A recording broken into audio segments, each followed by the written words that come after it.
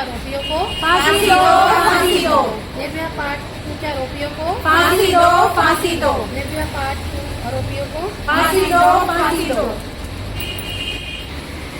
CM Rekha Gupta महिला को सुरक्षा सुरक्षा दो, दो, सुरक्षा दो।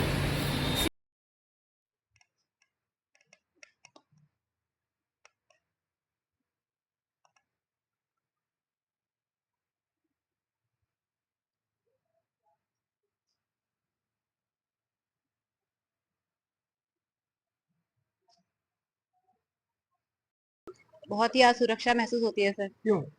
क्योंकि अगर आज भी हमें ये सोचना पड़े कि रात को घर से निकलने से पहले कि हमारी सुरक्षा का क्या होगा, तो दिल्ली में महिलाएं बिल्कुल सुरक्षित नहीं है। ऐसा क्यों लग रहा है? क्या सुना आपने? सर, मैंने सुना है कि रानी बाग में नागलोई में एक महिला के साथ जो दुष्कर्म हुआ है, उसे रात में बस में घसीट लिया गया और 3 लोगों ने मिलकर उसका सामूहिक बलात्कार किया।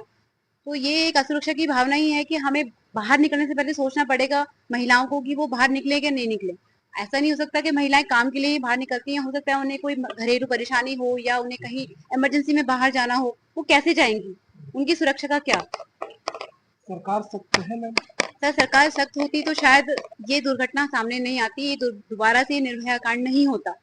सरकार से हम ये कहना चाहते हैं कि वो हमारी सीएम जो हैं रेखा गुप्ता जी, वो भी एक महिला हैं, तो उन्होंने जब हमसे वादा किया था कि महिलाओं की सुरक्षा का ध्यान रखेंगी, उन्हें पूरा सुरक्षा प्रदान की जाएगी, तो वो सुरक्षा कहाँ है? ये घटनाएं क्यों हो रही हैं दोबारा से?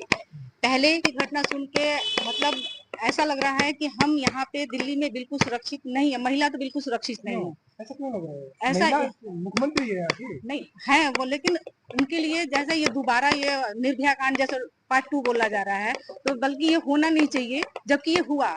सीएम माननीय सीएम जी से यही अनुरोध है कि इसके लिए वो ठोस कदम उठाएं। सर, यही डर लगता है कि अब लड़की मेरी है, वो भी छोटी है, अभी घर में है, और डर ही लगता है शाम को कुछ सामान लेने, या वो वैसे भी खेलने निकलती है, 12-13 साल की है वो, तो यही डर लगता है सुन के ऐसे तो कि वो सुरक्षित है ही नहीं, कहीं भी नहीं है, ना गली मोहल्ले में ना रोड पे तो है ही नहीं, महिलाएं नहीं है तो बच्चे लड़कियां तो ये जो अभी निर्भया पार्ट 2 जिसे कहा जा रहा है, जिसकी निर्भया पार्ट 2 अभी ये नागलोई में जो हुआ है कि एक महिला है वो, तो बल्कि तो लड़कियां तो बिल्कुल ही सुरक्षित नहीं है, जो ना समझ है, 10-12 साल की हैं, तो ये तो बिल्कुल ही सुरक्षित नहीं है। जब इतनी बड़ी महिलाओं को ही मतलब इस तरीके से हुआ है उसके साथ में, तो बच्चे तो बिल्कुल ही सुरक्षित नहीं। महिला मुख्यमंत्री है, क्या कहना चाहती है? जी, माननीय मुख्यमंत्री जी से यही है कि भाई महिलाओं को सुरक्षित करने के लिए कुछ ठोस कदम उठाएं। डर लगता है? डर तो लगता है, जैसे हमारी सरकार कह रही है बेटी को पढ़ाओ, बेटियों को आगे बढ़ाओ, लेकिन जब सुरक्षित नहीं है तो ऐसा लगता है तो घर से निकलना ही नहीं चाहिए बेटियों को। अगर ऐसा चलता रहा तो मुझे तो ऐसे ही लगता है कि हम अपनी बेटी को और बेटे को, मुख्यमंत्री महिला है, अगर महिला है तो उन्हें हमें लेडीजों को सुरक्षा देनी चाहिए, बच्चों को सुरक्षा देनी चाहिए। कहीं भी सुरक्षित नहीं है लड़कियां, ये तो होता ही जा रहा है, रुक तो रहा ही नहीं है। तो सरकार को इसके लिए कड़े नियम उठाने चाहिए। नियम तो है, क्या लगता है? नियम होने की बात क्यों हो रहा है ये? या तो फिर एक टाइम पीरियड होना चाहिए कि लेडीज को इस टाइम तक काम करना है, और अगर कोई उनको एक्स्ट्रा टाइम के लिए रख रहे हैं तो सुरक्षित करो उनको, फिर अपनी जिम्मेदारी उठाओ कि लेडीज को कैसे घर जाएंगी, रात को 9 बजे के बाद कैसे जाएंगी। इसका मतलब लेडीज से घर से बाहर ही नहीं निकलेंगी। कहना चाहती हूँ, जैसे नांगलोई में जो भी ये कांड हुआ है निर्भया 2, इसमें लेडीज सुरक्षित नहीं है, ठीक है, लेकिन उनके साथ जो हुआ है वो कल हमारे साथ भी हो सकता है।